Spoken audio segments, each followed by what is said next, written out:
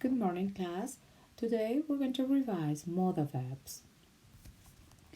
We have to, must, and should. Have to, we need to understand if it is actually a modal verb. But in a nutshell, we're going to study them in positive and negative form. Let's start with the positive form. Both of them means obligation. In the first case, we have the mom, a strong and powerful mom, saying to the boy what to do. And the boy has to obey. It's an obligation, has to, because the instruction comes from an authority, not from himself. It is an obligation if, from the point of view, his personal point of view, if after all he listens to mom and make it a personal obligation. I must do what my mom say. I don't have to or mustn't. I think there's a slight change in the meaning. In the case of have to, is no longer an obligation. It turns into a no need, like you don't need to do it. You're not obliged to do it. Mustn't, again, changes from obligation to a prohibition. When you say you mustn't run by the pool edge because it's very dangerous, is because you cannot do that. You are not allowed to do that. We use most of the time for prohibition the shape of this modal verb mustn't to make rules. Okay? Remember then the difference between must and have to. Must is for personal obligation, and have to is for general obligation when the action comes from an authority and we have to obey that authority. Some questions may arise in your mind at this moment. Must and have are these exactly the same? Let's repeat it. Both means obligations, but must is for personal decision to do an action, and have to for what somebody in authority has said it is necessary, it is needed to do. I must go now because maybe you need to go to the dentist. But I have to go now becomes an obligation because you already commit yourself to do something. An external authority, the dentist, your mom, somebody told you to do that. Okay? So, another question is have to and don't have to, must and mustn't, positive, negative. Oh no, I am a bit confused right now. Let's recap. If it is have to and must in a positive form, it means obligation. If you have it in negative, don't have stops being an obligation, and mustn't turns into a rule, into a prohibition of doing something. An example is here. You mustn't forget.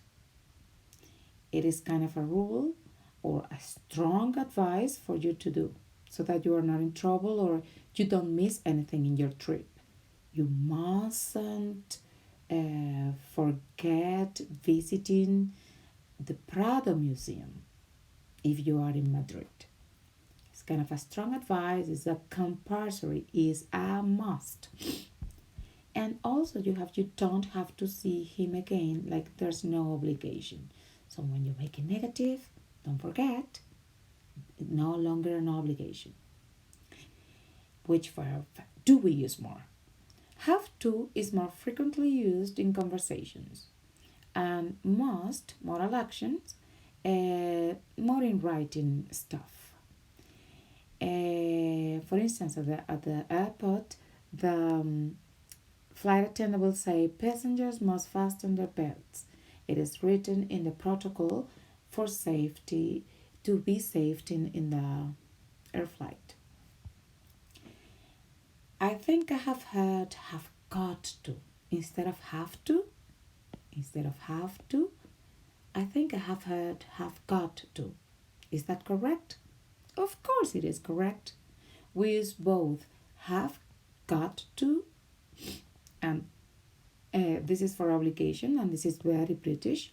And we use had better for advice, which is kind of the equivalent for should as well. So look at the example. You've got to be careful with the car. I'd better go now. Like, I should go now. In a nutshell, and for you not to forget, both of them have to and must in the positive way. They mean obligation. And they mean obligation.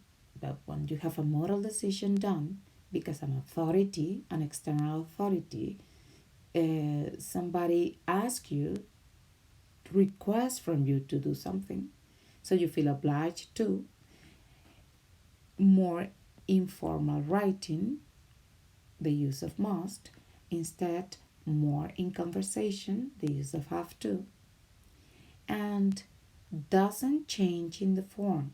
If you have she, he, it, you don't have to put s here. It stays must.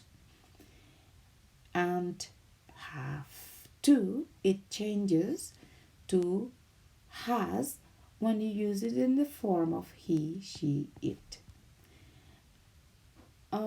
The last slide is it an obligation? It is a prohibition? It is an advice. Let's do it together. You don't have to have any qualification to be a rickshaw driver. No obligation. It is a negative. Okay? But you have to be fit and strong. Here you have an obligation.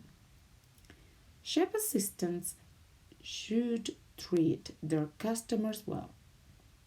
Here, of course, you have a piece of advice, a recommendation. I mustn't tell them who I really am. It is not an obligation. It becomes a prohibition or a strong advice. I mustn't tell them who I really am.